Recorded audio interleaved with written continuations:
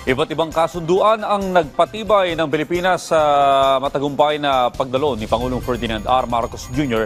sa 47th ASEAN Summit sa Kuala Lumpur, Malaysia. Kabilang ni dyan ang mga hakbang na magpapatatag sa ekonomiya, ugnayang pangrehiyon at soberanya ng Pilipinas. Si Kenneth Pasyente sa detalye.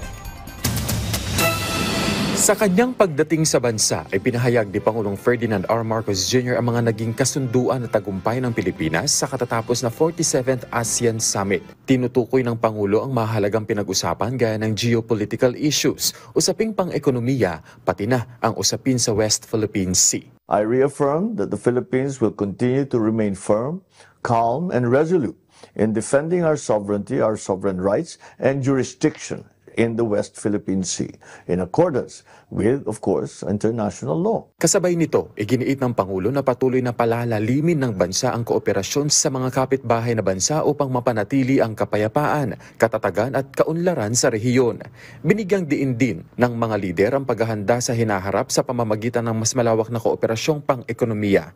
Dito, tinalakay ang mga usapin mula sa International Monetary Fund, BRICS Group at G20 upang mapatibay ang kolektibong paninindigan ng ASEAN sa isang rules-based, bukas, inklusibo at transparent na multilateral system. We strengthened our trade with external partners with upgrades in the ASEAN Trade in Goods Agreement, amendments in our free trade agreements, and utilization of the Regional Comprehensive Economic Partnership or RCEP. Ayon sa Pangulo, mahalaga ang mga kasunduang ito upang mapanatili ang tiwala ng mga negosyante at investor at mapag-ibayo ang papel ng ASEAN bilang pangunahing tagatulak ng pag-unlad sa rehiyon at sa buong mundo. At a time when the rules-based trading system faces significant challenges, these agreements will provide transparency, stability, and predictability, key foundations for building confidence among businesses and investors.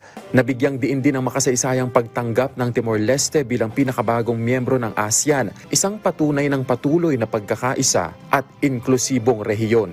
We remain committed to pursuing initiatives that will support Timor-Leste's capacity to assume its obligations as a full member of ASEAN, with the end goal of further building a people-centered ASEAN. Sa mga pulong kasama ang lider ng ibang mga bansa, tinalakay din ang pagpapalawak ng kooperasyon sa depensa, kalikasan, kalusugan at agrikultura, mga usaping direktang makatutulong sa pambansang kaunlaran. Sa pagsasara ng summit, ipinasa ng Malaysia sa Pilipinas ang ASEAN Chairship para sa 2026, isang tanda sa kakayahan ng bansa na mamuno para sa mas matatag na Timog Silangang Asya.